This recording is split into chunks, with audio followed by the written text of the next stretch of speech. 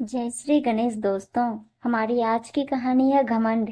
कहानी अच्छी लगे तो प्लीज चैनल को सब्सक्राइब कर लीजिएगा। अब शुरू करते हैं कहानी। रिद्धिमा बहुत जिद्दी और बदतमीज लड़की थी। देवी शंकर जी ने लाड प्यार में उसे इतना बिगाड़ दिया था कि वह अपने आगे किसी को कुछ नहीं समझती थी। समय उपरांत देवी शंकर जी ने उसकी शादी बहुत ही कुलीन और संस्कारित परिवार में यह सोचकर करवा दी कि शायद वहां रहने से रिद्धिमा सुधर जाए। किंतु रिद्धिमा जैसी थी वैसी ही रही। वह अपने पति और ससुराल वालों को अपने आगे कुछ नहीं समझती थी। इस बार रिद्धिमा अपने भाई ऋषि की शादी के लिए जब 15 दिनों के लिए मायके आई तो पूरा महीना बीत जाने के बाद भी ससुराल जाने का नाम नहीं लेती थी। माता पिता सब परेशान हो गए।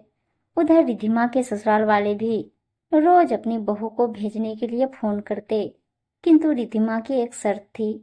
वह चाहती थी कि वह अपने पति को साथ लेकर अलग हो जाए और अपने मायके के बगल में घर ले ले, ताकि उसे कुछ भी नहीं करना पड़े और वह अपनी मर्जी से अपनी जिंदगी जी सके। पर रिद्धिमा का पति नीलेश बहुत समझदार था। वह रिद्धिमा की बचकानी बातों में नहीं आया और उसने कह दिया कि यह घर तुम्हारा भी है, अगर तुम्हें आना हो तो आकर इसी घर में रहो, वरना मैं नहीं अलग होने वाला। और फिर गुस्से में रिद्धिमा अपने मायके में ही रहने लगी। किंतु यहाँ भी उसकी जिद और बदतमीजी की वजह से उसकी नई आई भाभी सलोनी बहुत परेशान रहने लगी।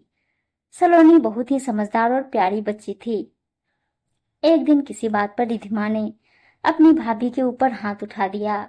अब सलोनी के बर्दाश्त के बाहर की बात हो गई और उसने अपने पति और सास ससुर से कह दिया कि वह अब इस घर में नहीं रह सकती।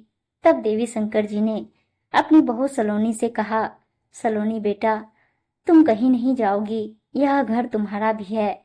अगर किसी को परेशानी है तो वह यहाँ से जा सकता है।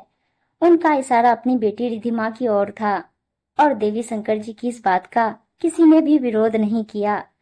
यह देखकर रिद्धिमा समझ गई कि अब उसकी दाल यहाँ नहीं गलने वाली। घमंड में जीने वाली रिद्धिमा का घमंड उस दिन टूट ही गया जब उसे लगा अब उसके मायके में उसकी कोई कदर नहीं रही। इससे अच्छा तो उसके ससुराल वाले थे जो उसकी इतनी बदतमीजी सहन करने के बाद भी उसे वापस बुलाना चाह रहे थे।